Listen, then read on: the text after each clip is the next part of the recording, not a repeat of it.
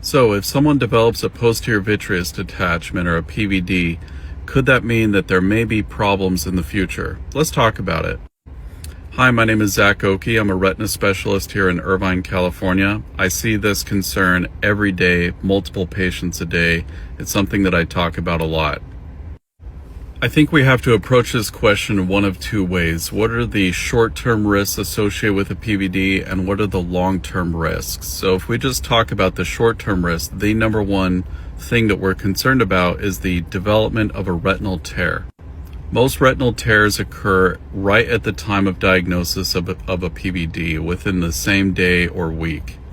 In fact, there are studies asking how often do we detect a retinal tear at the first time someone develops a PVD, and the answer is approximately 16 or so %. Now, there are various studies that argue with this number, but I think most people agree that this is a slight overestimation. But nevertheless, if we just accept that figure, then the majority of people, more than half, let's say 85% of people, just for the sake of safety, have no trouble. All they experience are floaters in the near term. But there's a select group of people who can actually develop a retinal tear even after we examine the eye and we don't find one on the first exam. That is why every time someone develops a PVD, we have to reassess the eye, usually within a 6-week period. If at the end of a 6-week period there is no retinal tear, then the probability of developing one subsequent to that is actually very low. And there are certain features and certain factors that we assess when we examine an eye to ask what is the probability of developing a delayed retinal tear. There are actually several things that have been detected in investigations and clinical studies to help inform us about who may be at risk of developing a delayed tear. That is something that we don't encounter on the first exam, but could encounter on a second, third, or fourth, and so on examination. These features include bleeding inside of the eye anywhere, whether it's in the gel, in the retina, if there are thinning spots, if someone has had cataract surgery, and someone is a male. Once we've done a nice, thorough job, we've examined the eye several times in this at-risk period, now we have to start to think about what are the long-term ramifications of having a PVD. There are two basic things that people are concerned with. One of them is just floaters. When people have floaters after a PVD, for most people, these floaters tend to go away, no problem. They get lighter, maybe one or two exist, but then for some people, they actually still hang around. And even for these people, they feel like it's just like the day it happened. They never got better. And we tend to know where people end up approximately 5-6 months after the onset of a PVD.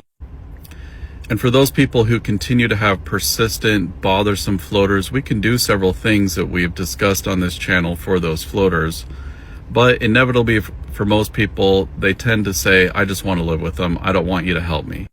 But believe it or not, there's some other things that can happen on the inside of the eye after a PVD, assuming that the floaters are not a big deal. And one of those things, the most common, is something called an epiretinal membrane. On the surface of the retina, there can form this like little membranous sheath, almost like a scar, if you will. It basically forms in response to a PVD.